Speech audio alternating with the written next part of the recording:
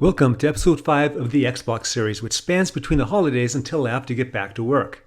Hey cycling community, this is Steve, Grusus the Cycling Greek. Well, I can already tell I didn't pay any attention to lighting for my inset in the lower left-hand corner. This is the B race on the Dolphin Crit course, one of my favorite courses. I remember when I was forced to upgrade to the B category.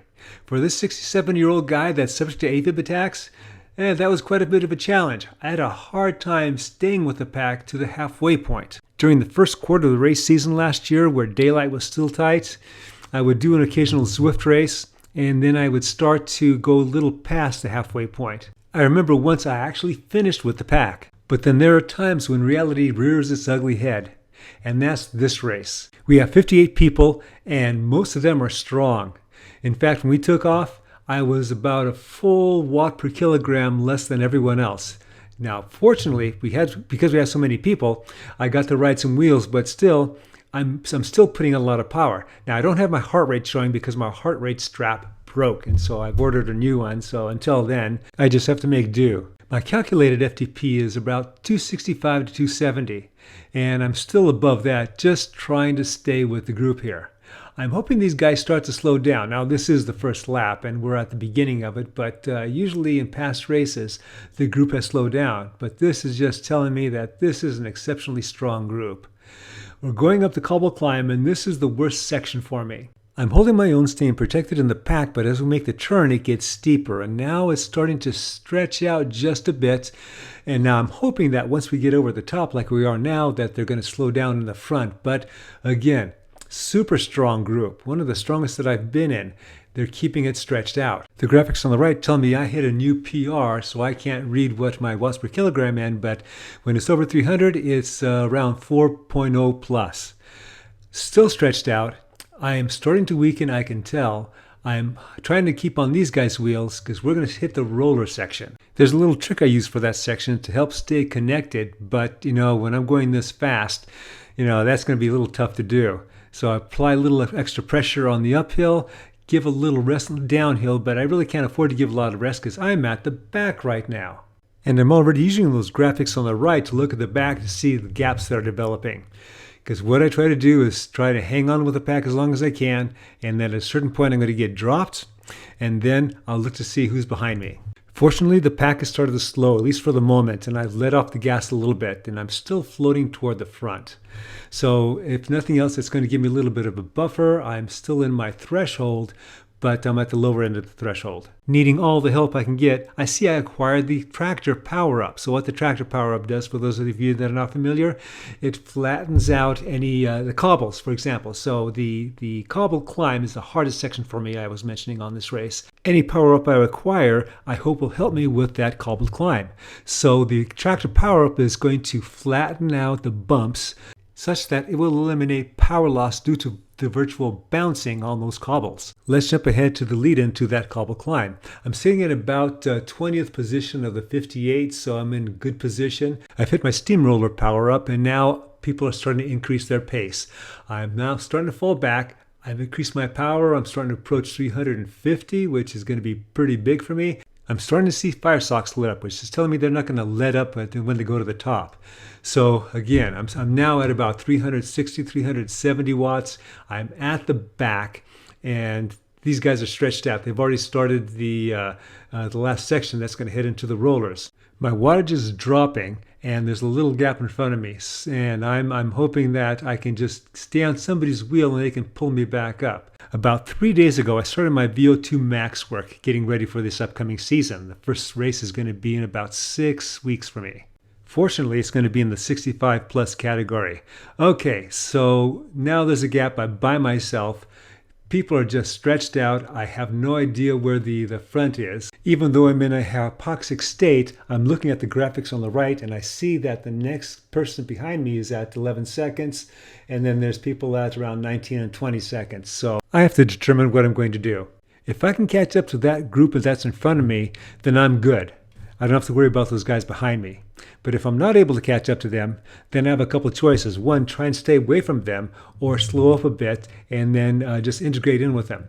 And we are just finishing the second lap, And this is 8 laps, so I don't think I'm going to be able to stay away from them, though I am looking to see what I could do for the next lap or so. If for the next lap I'm able to hold at least parity with that group behind me, then I'll continue to try and stay away from them. Otherwise, I got to slow up and just wait for them, because that's going to be a lot of energy that I'm going to be expending, and they're going to catch me. As it turned out, that small group was way too strong for me to stay away from. They caught me just after the 4th lap began. You'll notice a couple of those riders have Zwift's New Year's hats on. That was pretty cool. Okay, so now there's a group of 5 of us. So looking on the graphics on the left, the next group behind us is about 28 seconds back. I think we're pretty safe. And a correction, we are a group of 6. Now, looking up ahead, we have some riders that are individuals. We have somebody up at 16 seconds, somebody up at 22 seconds, so we may or may not be seeing them. We are approaching the cobbled climb. Now I'm going to get an idea of how I measure up against the others. I'm tucked in behind them, and so I'm entering in a good position. I just activated my aero boost. Ordinarily, I'd want to save that for the end, but we're just not even halfway through this race, and everyone else is pretty darn strong. I figure I just better use it now, especially since this is the first time I'm going up with these guys. What happens next may tell me a little more about the group. A couple of them are not slowing down. In fact, they're going for it, so everyone else is starting to chase. I'm falling back toward the back, but I'm staying connected, so I'm near 300 watts plus or minus. These guys just aren't letting up. So I'm hoping they will eventually. So I'm on the wheel, so that's good. They're starting to slow. Everyone is slowed. Thank goodness, because I was starting to look for the next group behind me, which is at about 26 seconds. We just jumped to the last lap. Other than the occasional surge or attack by one of the others, there wasn't very much action. What you're seeing me do now is pretty much what I did in those previous laps. Just try and conserve and stay behind them. Ordinarily, I'd want to attack before the finish because I'm not much of a sprinter and everyone else is pretty strong. We are now a group of 5. We had picked up a straggler or 2, and I think somebody may have caught us from the back. But again, it's just us 5. I'm actually starting to think about, am I going to attack before the end? And the only place to attack, actually there's a couple places for me. One could be at the bottom of the cobble climb, and that's, more of a tenuous wish. And the other is going to be at the top of the cobbled climb. While I was thinking about this, the others started laying down some watts. So now I've got to lay down some watts, use some energy just to get back on their wheels. As I'm starting to reconnect with their draft, I'm backing off my wattage so I can, 1, save a little energy, and also so I don't drift to the front. The best place for me to be is right on their wheel as we enter that cobble climb. While we're waiting for the sparks to fly, we have a lot of new viewers to this channel, including this X-Block series. The focus of this X-Block series is on longevity, quality longevity. So when you get into your 80s and 90s, you could be like most everyone else is in their 50s and 60s. Check out episodes 1 through 4. I'm also going to link below a more detailed presentation I made on quality longevity. Back to the action on the screen. Here's the cobbled climb. I'm where I want to be, but man, those guys are going strong. So I'm not going to be passing them right here. And as we're getting to that left turn, of course, that's where it's going to get steeper.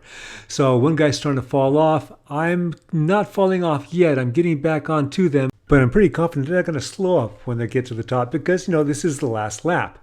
So we have 2 guys in front. I'm now on this guy. This guy's putting in some power. I'm able to stay behind him, so I make the decision I'm just going to stay behind him because if I try to go after those 2 up there, I'm just going to burn out.